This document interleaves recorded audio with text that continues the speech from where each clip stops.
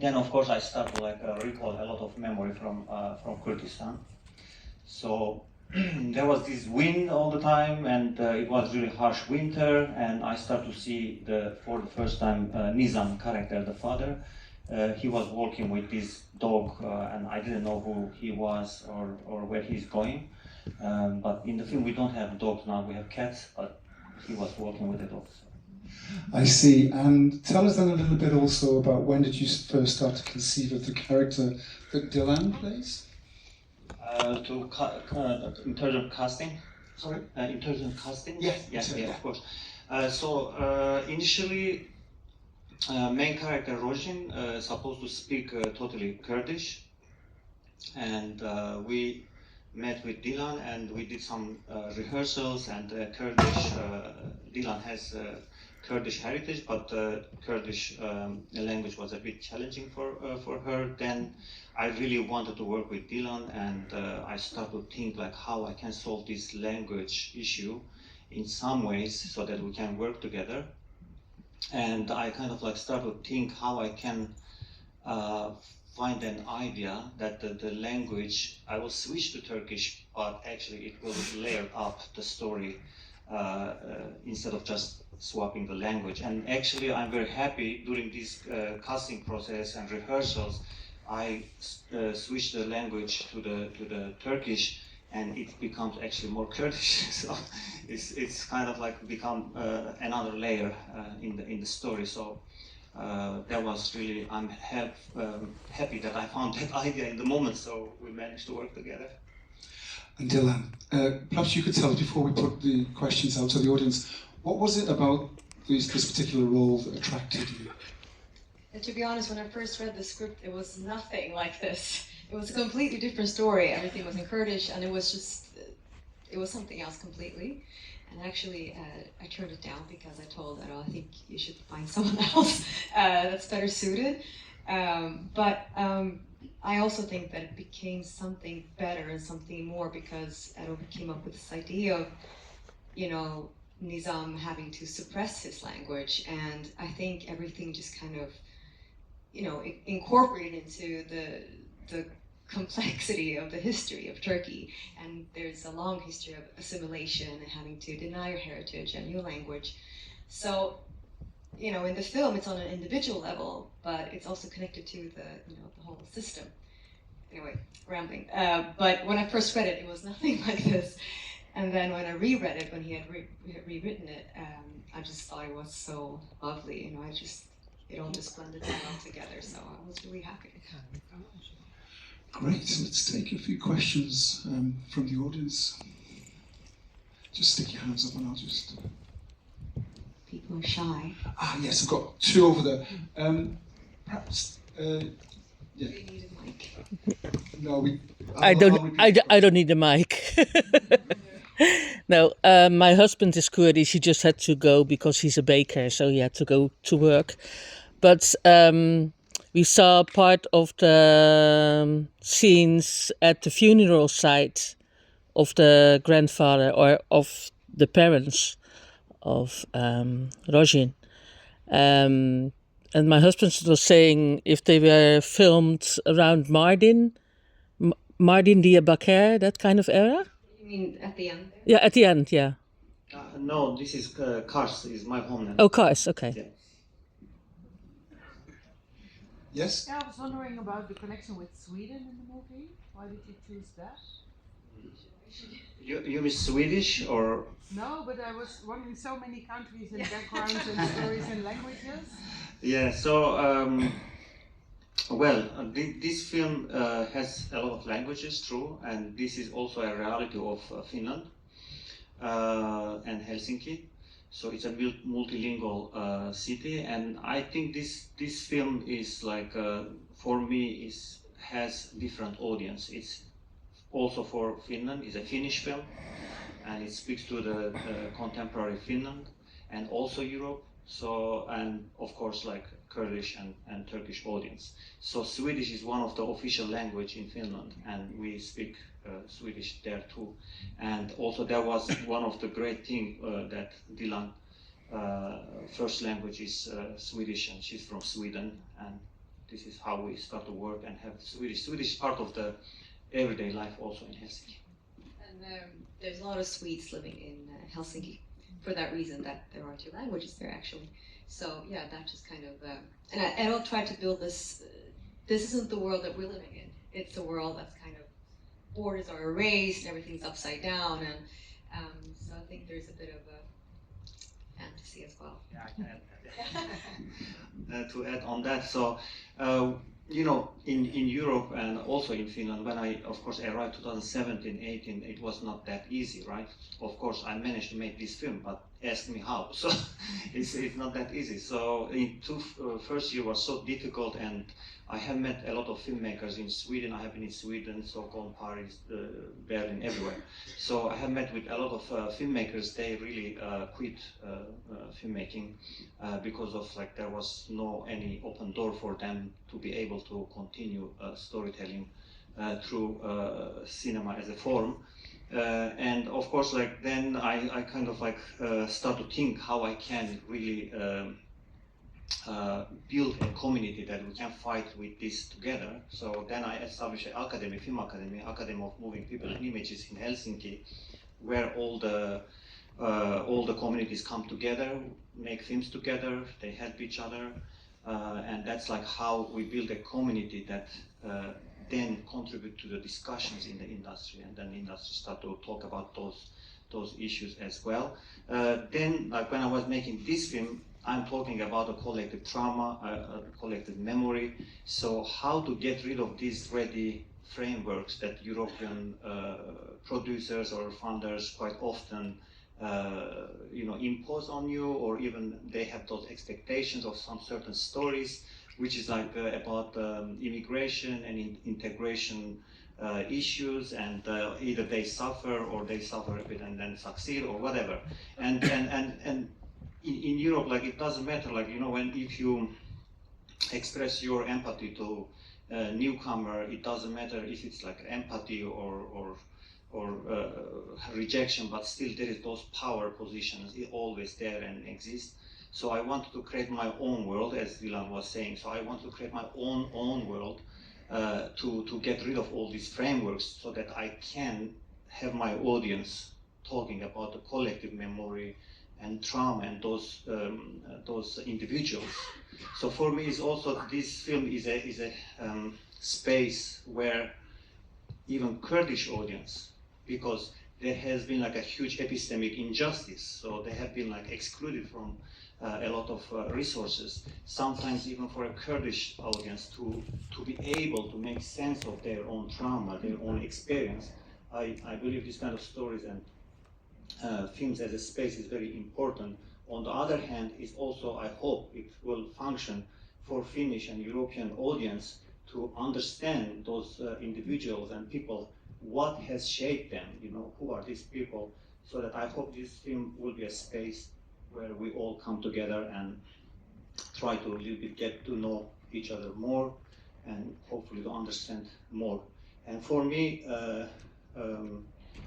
movement is a human right, you know. The freedom of movement is a human right, and we should be able to move wherever we want, and I hope that we can get rid of all the borders and passports so that everyone can go wherever they want.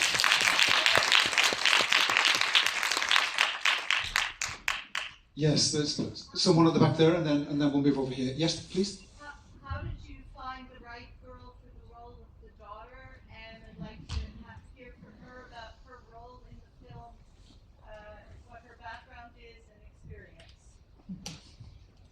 Okay, I answer my part and then so well, you know, like my process is really like I rewrite a lot on the way, so I change things a lot on the way, and that is sometimes is a bit difficult for you know, like the funders and support, because like every time I go there, like okay, oh now there is this thing, and so same with Azad.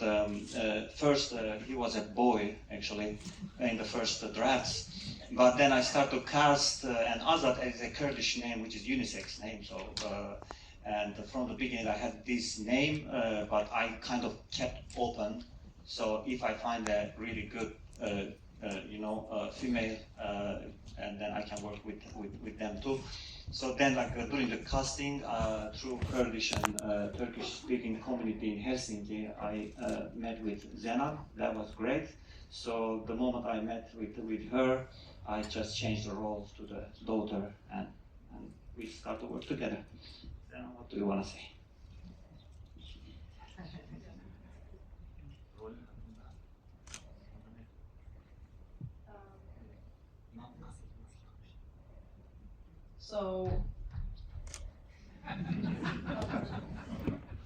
So my uncle called me and he was like, do you want to be in the film or go to test the thing? And I was like, sure, it will be like, I was excited.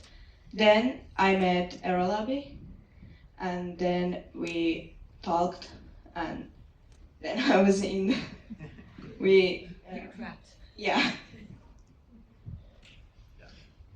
Great. There was one other. Yes, please.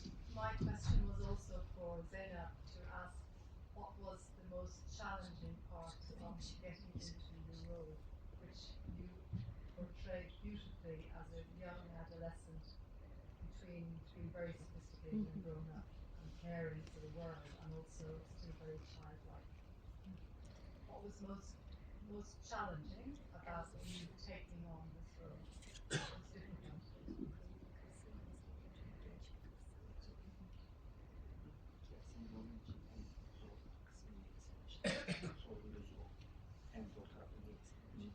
So it was that I was really cold to my parents, that like I was rude and I was rude to my parents, and sometimes it was hard because I don't know. Yeah.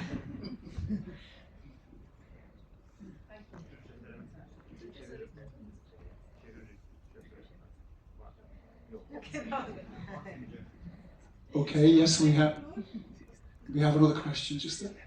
Yeah, I really appreciated the role of music in the film, how it works as a red thread. Can you speak a bit more about the role of kind of intergenerational music in a way, or that's how I felt it was in the film? Yeah, I think sound and music is always very important for me because for Kurdish history, also oral history is very, very important. So in my previous film, first film, there was this Dengbesh culture and sound all the time throughout of the film. I call it a spirit.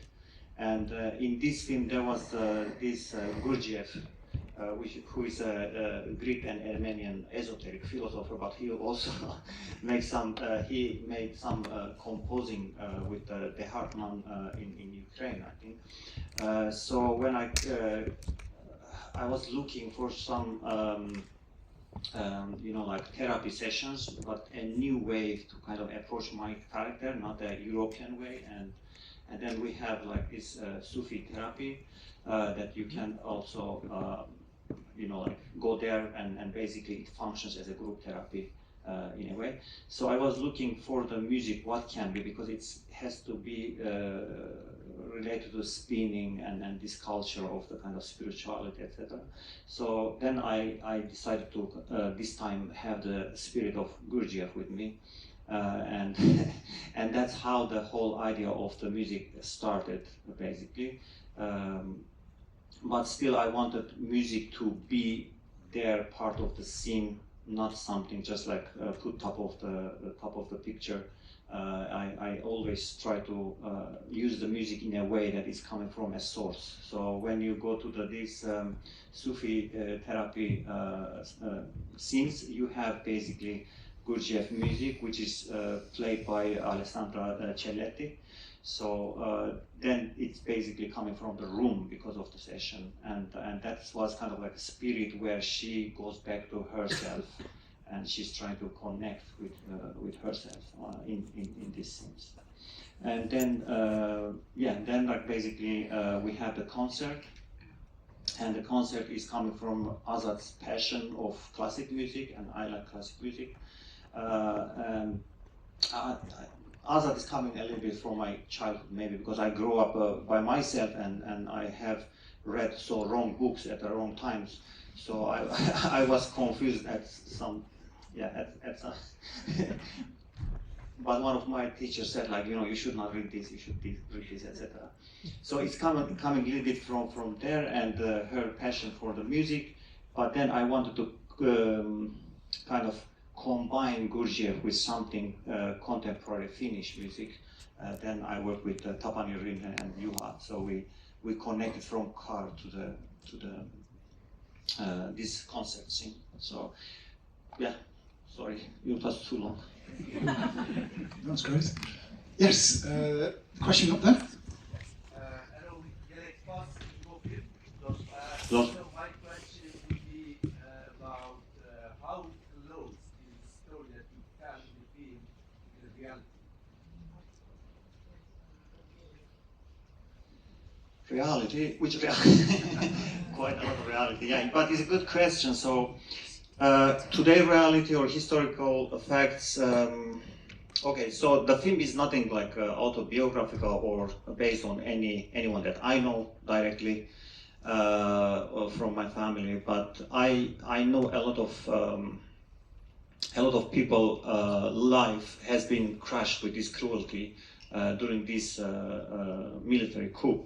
So when you tell a story from a community that has been oppressed for more than 100 years now, at least during the nation states system, because there is also before that, but I'm talking about like more when these nation states established.